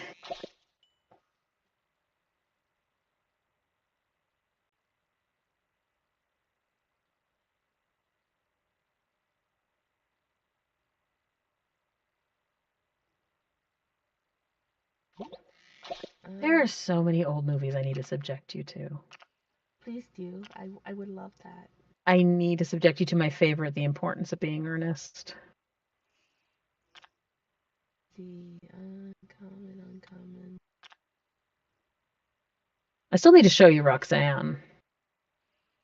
Ooh, Roxanne, It was one of the ones that I gave as an option for watching a while back. It was the rom-com based on Cyrano de Bergerac. He's good.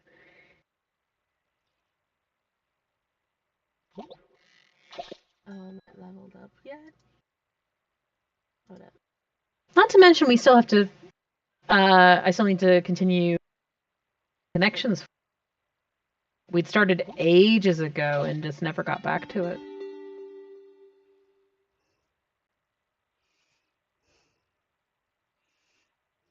Wait, which one?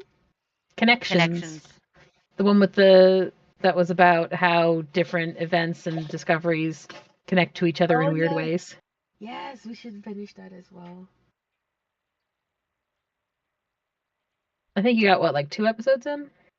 Or 3? I think 3.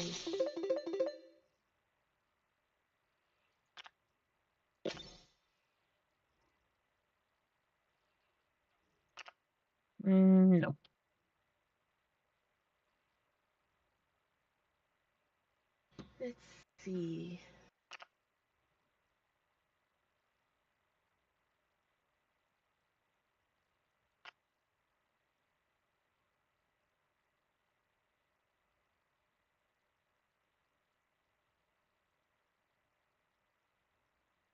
Mm, You guys um lived in the 80s, right?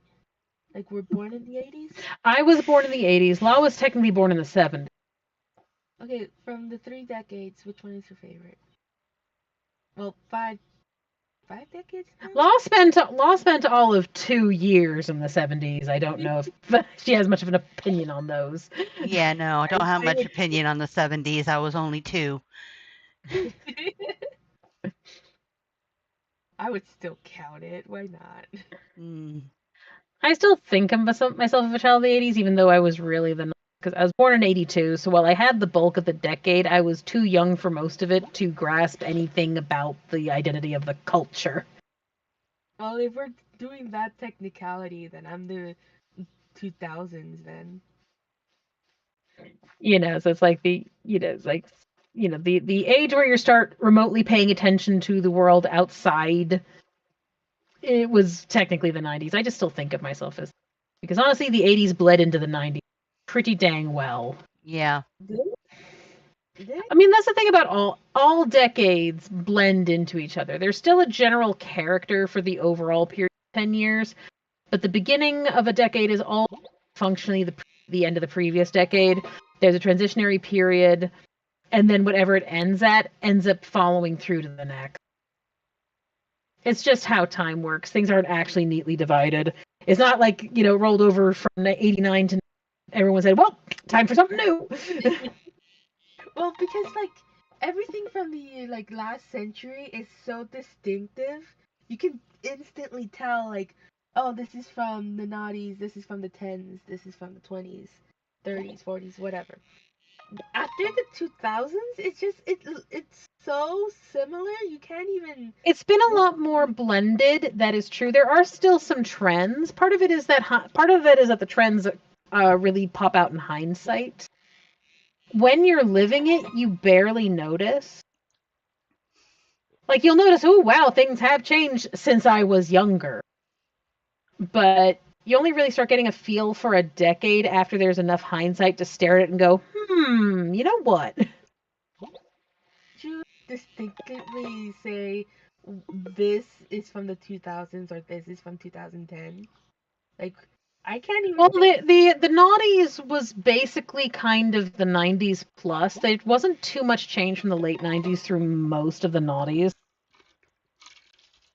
Say the same for 1900s and 1910s. It's pretty much it's like that awkward year, like the awkward Yeah, the decade. trends.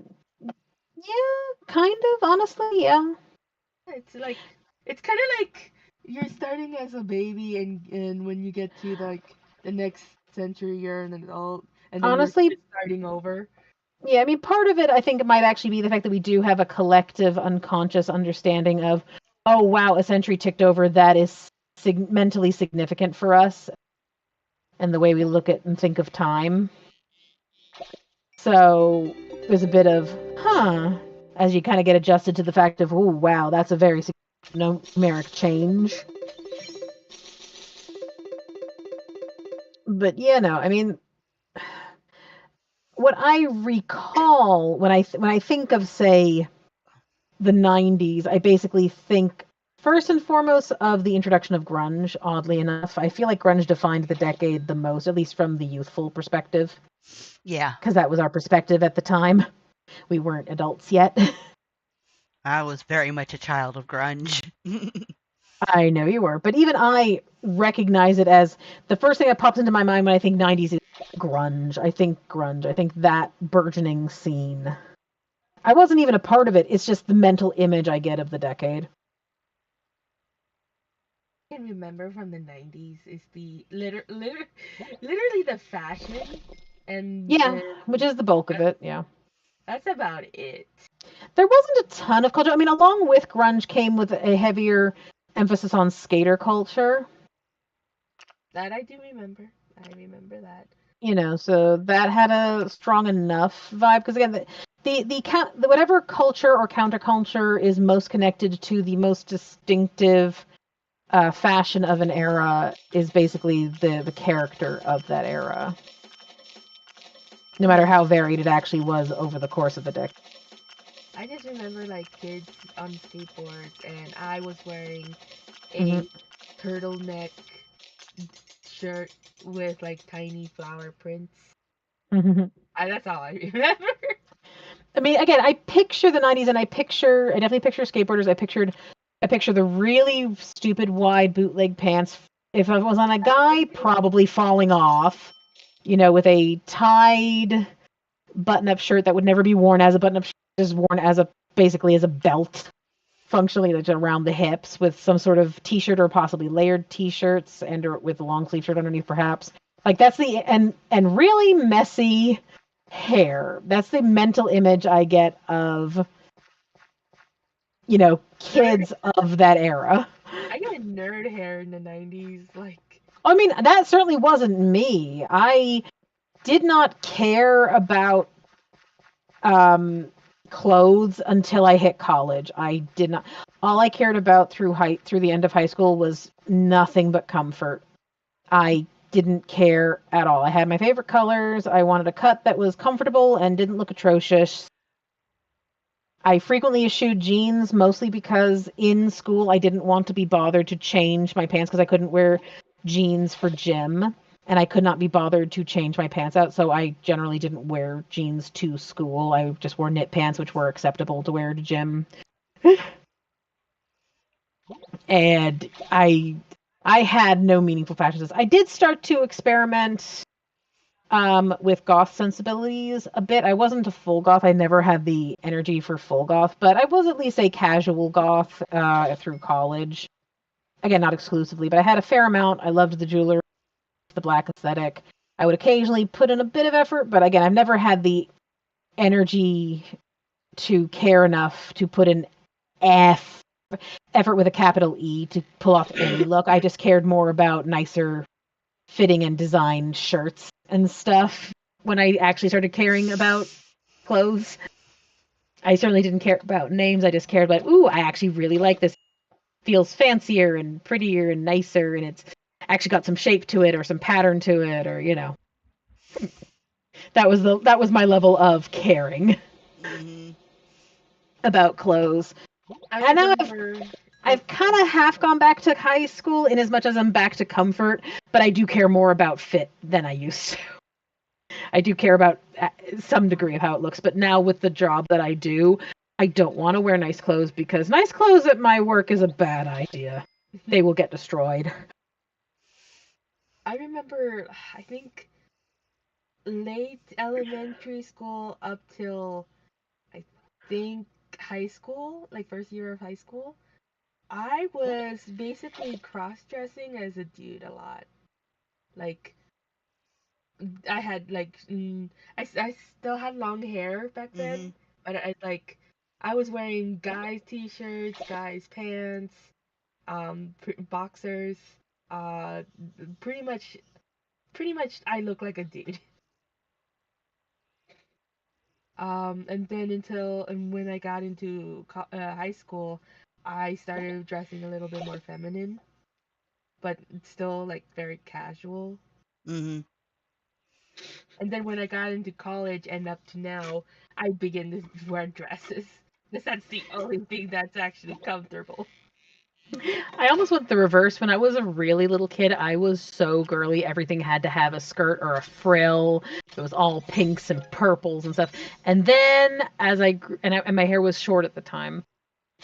And then I grew up, and I didn't want to look as as young as I did with short hair. So I grew my hair out. My hair was through heading up through college. So from like middle school and up, I started keeping my hair long, and I started going not tomboy because I didn't care about masculine versus feminine. I just suddenly just realized I hate skirts, and I moved like exclusively or close to exclusively for pants because I didn't find skirts comfortable anymore. So I went not anti-girly, but pretty close. I didn't wear boys stuff. I still wore girl stuff. I just didn't wear girly girls stuff. Like, I cannot wear heels.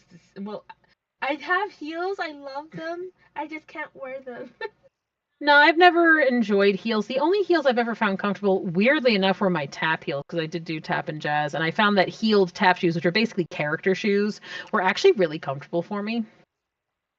And as an adult now and knowing more about, wearing heels and stuff, it suddenly makes a lot of sense because I actually have a fairly natural point to my feet. So a gentle heel, like a character shoe, actually suits my natural point quite well. I don't own any heels at the moment, but again, I wouldn't want to wear them to work, and that's where I am 5 days out of every 7, and I'm a bit of a homebody apart from that, so I just don't bother keeping heels. Mm-hmm. I would have nowhere to wear them. I would have no occasion nor reason, or I need things that are good to walk in. Like, making clothes right now for me, like, it's so difficult because I'm making too many and I don't have places to take to wear them. It's just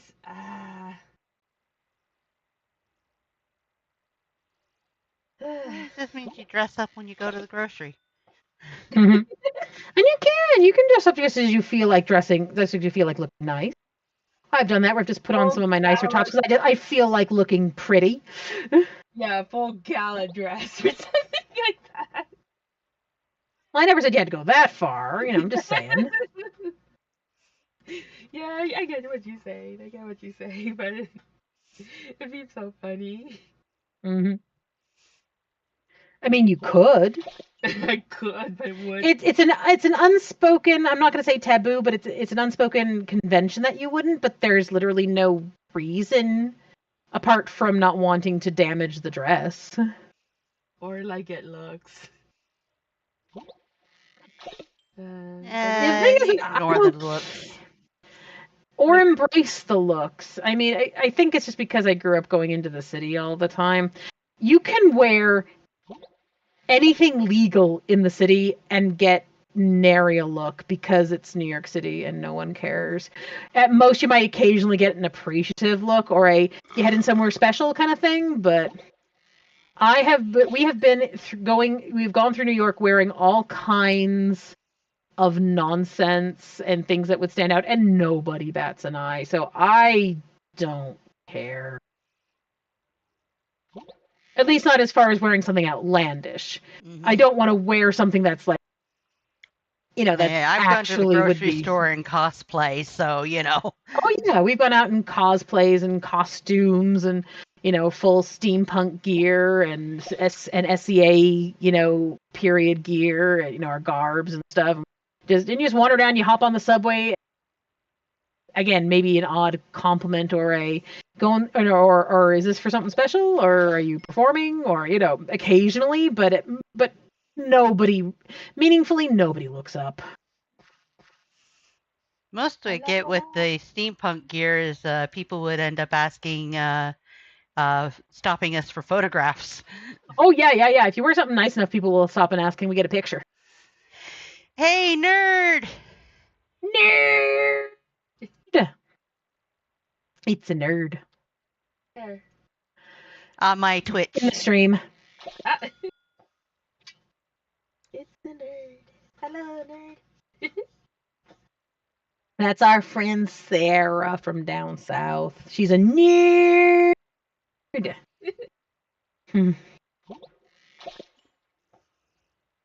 See what? Coming in 15 minutes before the end of stream.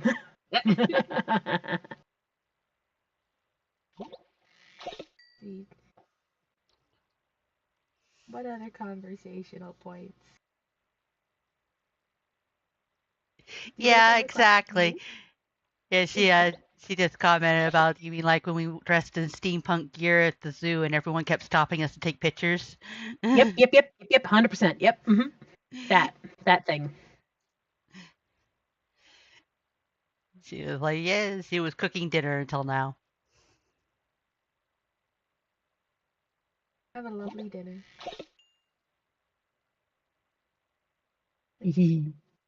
I got my first piece of clothing.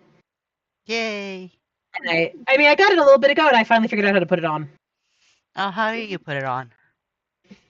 You go into, at least the way I did, you go into the pocket menu one, the phone picture, and then you can go into your profile. Oh, okay. Hello, cat. Yeah, I got it a little bit ago. I finally figured out how to get it into my collection, and then I figured out how to put it on. I just feel like before the end of the stream, like before we stop, it's like, I want to put on the thing. It's a leaf crown. It looks really great on you. I think it suits a swamp witch well enough. Ooh, got a fancy chest there. I got an epic chest. Yeah, it looks purple. I figured that was epic. Let's see.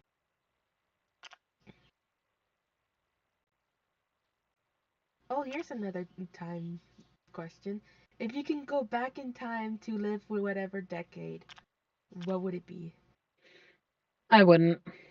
Nope, you want to just stay here? I mean, world currently being on fire notwithstanding, I love history too much.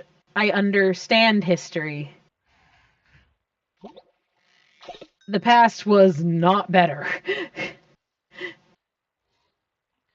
People romanticize the past, or at least So much. like only like focus on the interesting good parts, or like like how they say only the winners make the write down the history or something like that. Yeah. History is written by the victors. Yeah, history is written by the victors. So who knows, like, if half the things they said is even true or not. Yeah, no. A lot of realities of life, you go back, were not worth the other differences, and there were plenty of other issues going on. No. The best time to be alive is now. Again, current country notwithstanding, there so many things are at their peak. That's why we like things like the SCA, the Society for Creative Anachronisms, being a steampunk and stuff.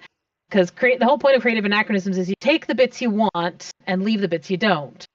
Love the clothes, love some of the pageantry and some of the skills and the recreations, and I will have indoor You're kitchen bouncing in spreads and out really. You're bouncing in and out really bad. Oh.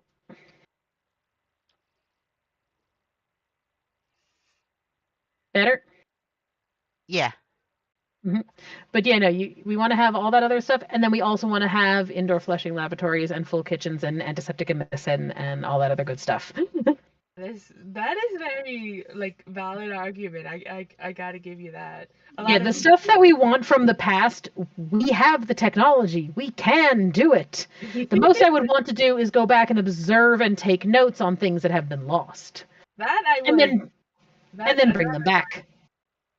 Yes, that I do want. It's just like a time lost techniques, lost games, especially because again, my area of special concern when I look at history is I love looking at recreation. I like games and how leisure time was spent and songs and that kind of stuff. And sadly, that is the kind of stuff that most people who engage with it don't bother to write down, because who needs to? You don't need to write this down. Everyone knows it.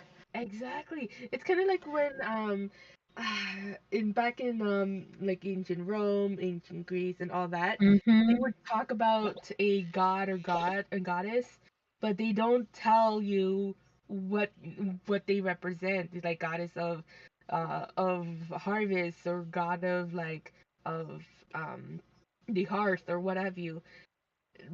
Because everyone knows what it is back then.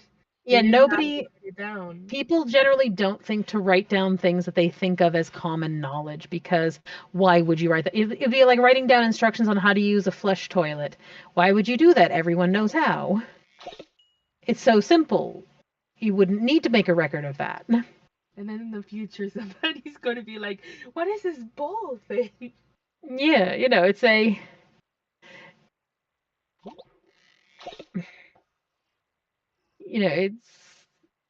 it was one of the things. So I wouldn't mind going back in time temporarily as an an uninvolved observer to take note of things that information that has been lost, cultural information. But then I want to bring it back here because again, we can recreate it. Mm-hmm. We can bring back the games and the clothes and the pageantry. We can relearn the skills and engage with them as hobbies. We can do these things. We can have the fun, nice stuff from the past and the modern conveniences. They're not mutually exclusive. Despite what people may like to think. You won me over with that. You just won me over. Mm-hmm. I mean, it's technically a fun thought exercise to think about where you'd want to go, but the fact of the matter is, they would suck. They would all suck. You'd get there and realize how bad they suck.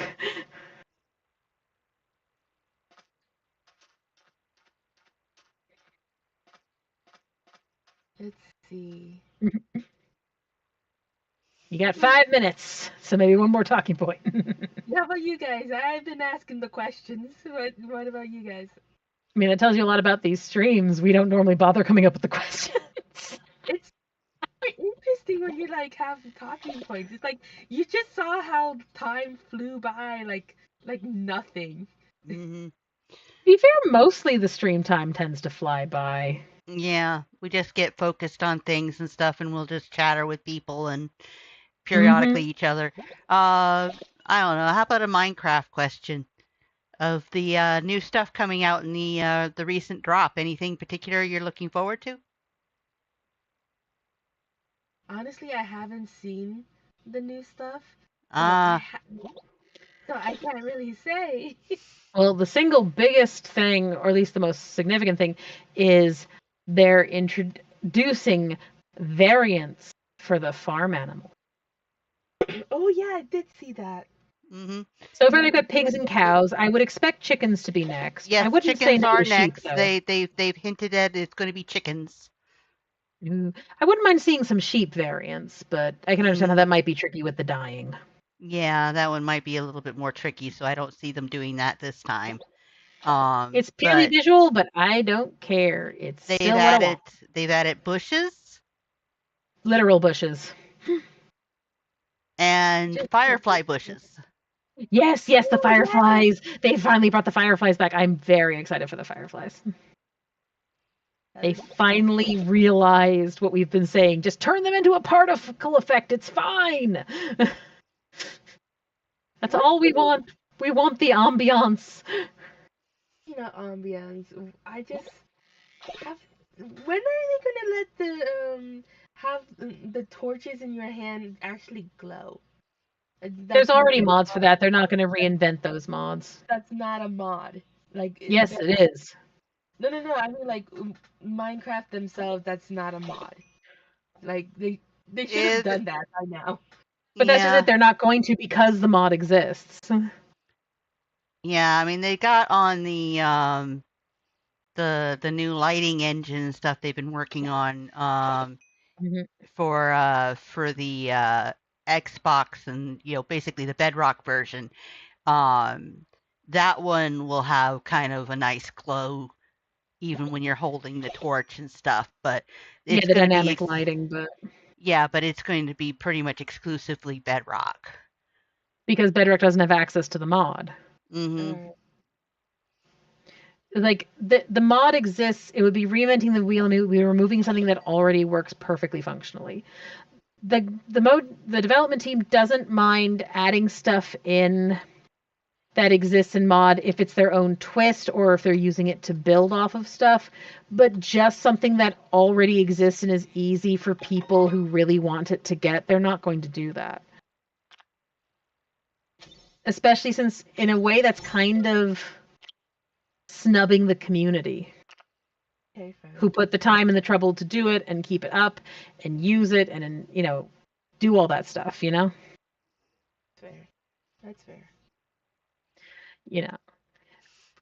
There's plenty of things they would add even if mods exist because those mods are too big and too broad and varied. Like there are several mods that mess with the cooking system, but that doesn't mean they wouldn't think about messing with the in-game cooking system. Mm-hmm. They would just have to come up with their own way to revamp it. Like when they finally put the finally got the bundles in because they had intended to put the bundles in. They just finally decided how they wanted to do it, even though there was a mod for it. That was only because they hadn't done it yet.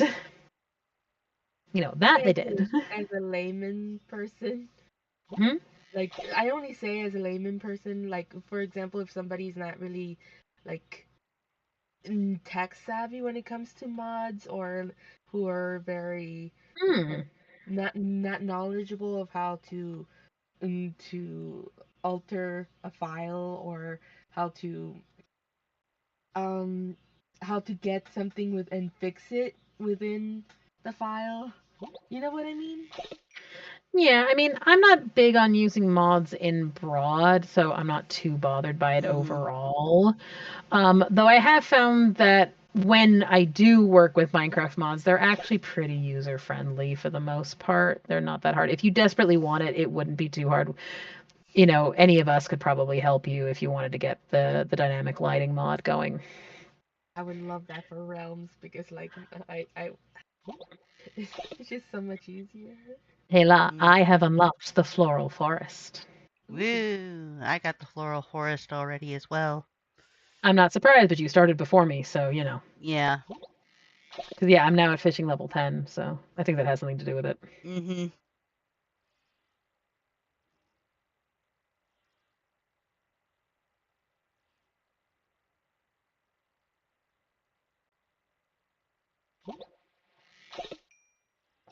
But yeah, let's see. If you could bring one thing into Minecraft, what would it be? A couple of my go-to questions. It's true. What would I still want to see? Backpacks. Like bigger inventory for the go. Yeah. That's what I want the most, backpacks. Or like actual different cooking recipes. Yeah, no, so that's what I want. Is I want to have more recipes for existing ingredients. Exactly. Yeah. La wants just a full overhaul of the cooking and food system. And honestly, I'm kind of with her on this. There's not too much I can think of that I would specifically want to add at this point. I feel like, don't get me wrong, there's stuff that when it does get added, I will totally go, whoa, and be all over that stuff. But of things I'm sitting here going, man, I wish I had blank. I don't really have much in the way of a list, but I do agree on the food angle. Mm-hmm. I'm the aesthetic side of things. Like I would love to have furniture, for example. Actually, yeah, furniture I don't feel the need for, but actually I would love something that is functionally a vertical slab. Yes. And of course, the thing that I know for a fact they've already said they're not going to do, I still want them to give us slabs and stairs for things like concrete. They're not going to. They've said as much, but dude, come on. Don't do this to me. Why did they say no? Did they give a reason? Yes, doesn't mean I remember what it was. That's because it's been a while since it's come up, so maybe they'll change their mind. Who knows? But barring the extra stairs and slabs and stuff, I would love a vertical slab. I would also, don't get me wrong, this one I know is a long shot because I do not know what it would require coding wise, but I would also love it if we could combine slabs. Ooh, where you could have two different slabs occupying the same place. That would be a hard thing to code, though. Yeah, no, I don't. I know that's one of those pipe dream ones of no, I'm not going to pretend like that would be an easy thing for them to code, and I'm not expecting them to ever do it. But it would be nice to be able to do. But at minimum, a vertical slab just for the building varieties because it lets you make thinner walls and walls with a built-in, with an easy small built-in gap between anything you might want to put on the floor and the wall because they won't occupy the same space. And if you place the slabs correctly, you can still get a double thick wall, but like with something different on each side of the wall but the wall is still nice and thin, so you don't have to take up nearly as much space. I would like that. It would really open up a lot of building designs as far as space goes. We almost have that with trapdoors, but trapdoors are too airy, easy to flip, and the patterns on them don't make them viable in most situations. Yeah. But and it doesn't need to be half vertical slabs of everything. I'll take just the woods. Mm-hmm. Although to be fair, I would, even if we don't get slabs and stairs of everything, I wouldn't mind specifically slabs of wool, because slabs of wool would make cushion. Mm-hmm. I mean floor cushions, but still. You could put a block, a half slab of wool down, and it would look like something particularly thick or plush, or kind of like Yeah. a pillow, or kind of like a like a pillow or a cushion or a folded up blanket or something. It would create a very pleasing look that other materials would not give the effect of. I don't need stairs of carpet.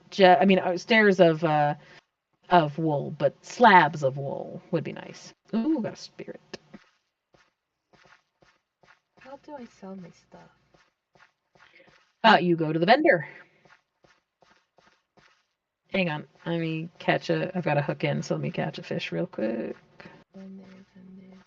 Where are you? Did you go back to the entry village? Okay. Right here. Where you wanting to sell fish? Yeah. This guy over here. Thank you. Just, click on him and a menu should pop up and you can just click on all the fish. If you click on it, it sells. Selling everything. Mm-hmm. That's what I'm going to do. And it is 7:05, my dear. Yep. And then when you if you got enough junk to sell, like 50 cans, you can come to this guy over here.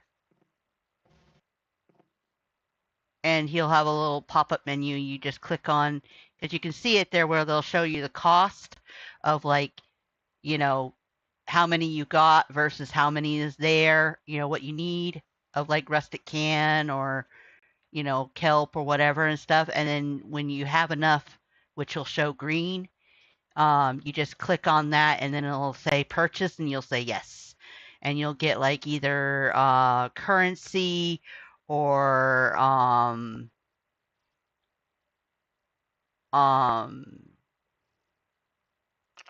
or treasure chests, which then you can go into your bag and open them up and they'll have stuff in them like line and bait.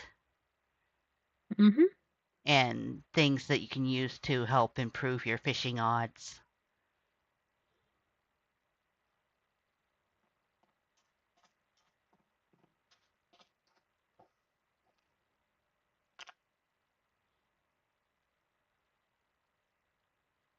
But yes, so just to say here is since it's been oh, that's your crown. It's cute. Mm-hmm. It's so adorable. But yes, so thanks for everybody who came.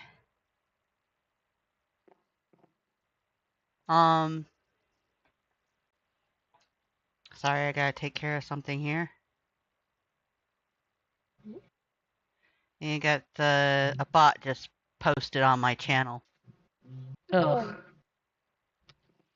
I gotta ban them real quick before I finish stream.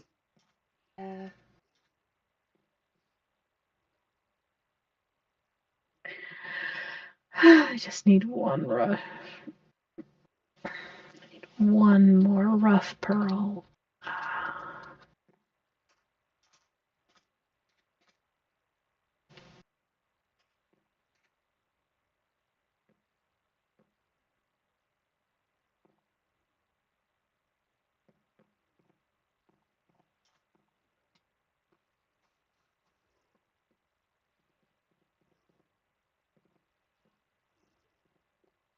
Here we go. Okay, it's not even showing up here for some reason. This is weird. Oh well.